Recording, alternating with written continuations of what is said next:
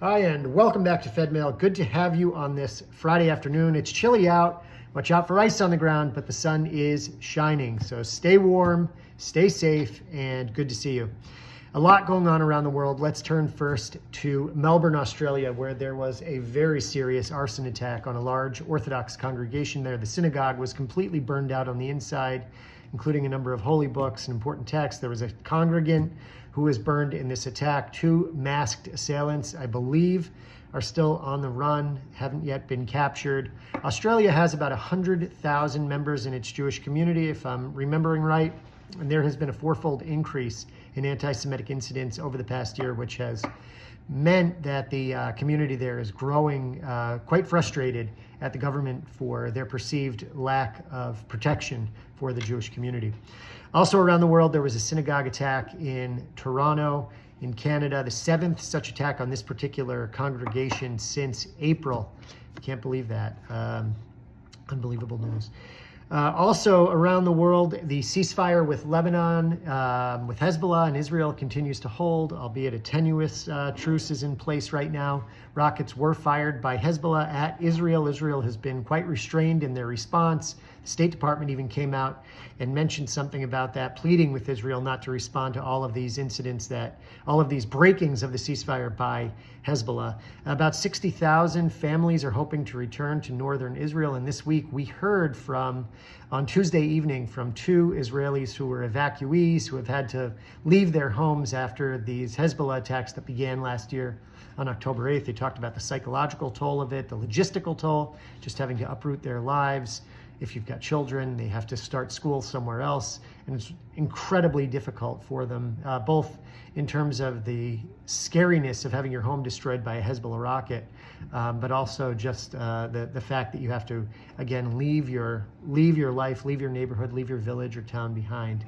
And we heard from them on Tuesday evening as part of a program with our Federation partnership with JNF. So good to hear that, and we certainly hope that those families can return home in safety and peace speedily.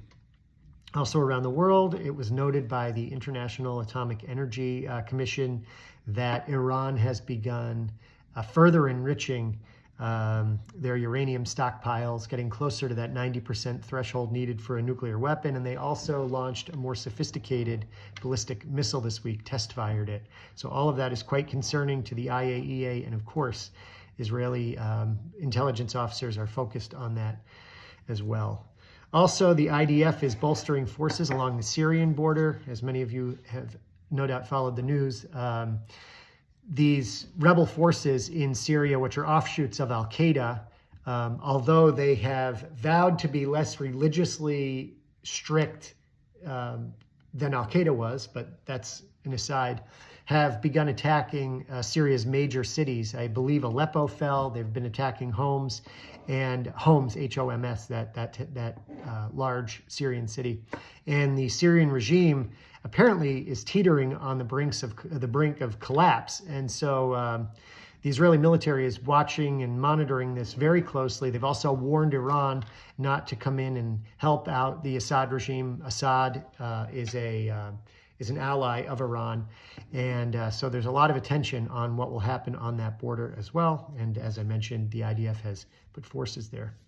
There was also a report this week from Amnesty International claiming that Israel is committing genocide in Gaza. It was rejected by Germany and the United States, and Amnesty Israel also stepped in and made comments condemning this report. Two lone soldiers both made the news this week for very sad, heartbreaking reasons.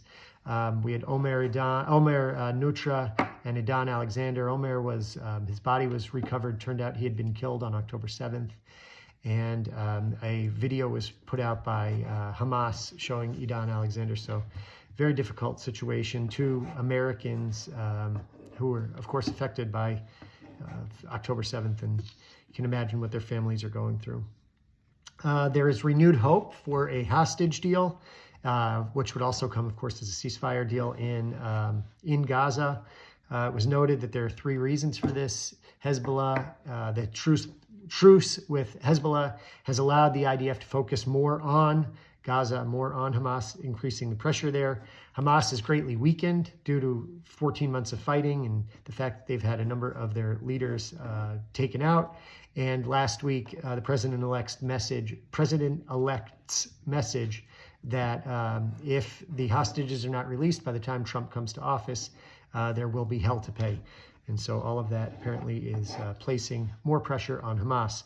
Also, with these ceasefire talks, the Palestinian Authority would retain control of the Philadelphia corridor, which is the border between Egypt and Gaza, and it would allow for the release of maybe 30 or 50 of the hostages, and this would be a 42 to 60 day ceasefire. So those talks are continuing now, and we will see how they play out. I also want to turn now to what is happening this week in our community, beginning with a very nice program planned for the Art Museum this Sunday. The Worcester JCC and Worcester Art Museum have a great pre-Hanukkah celebration taking place. Sheer Joy will be singing. We will be enjoying latkes, sufganiyot, and enjoying the wonderful confines of the Worcester Art Museum. Also, coming up on Monday evening, there's a candle making workshop with our Shlicha Mayan and a program with Megan DeVita Dome, an IDF first responder, an ambulance corps member, will be at Torah Center at 7:30. And I want you to make sure to mark your calendar for the Worcester, Florida party. Anytime it snows, that's a perfect time to get online, book your flight down to Florida so that we can see you at the Worcester, Florida party coming up in February. With that, hope I got all the news in today. There was a lot to report.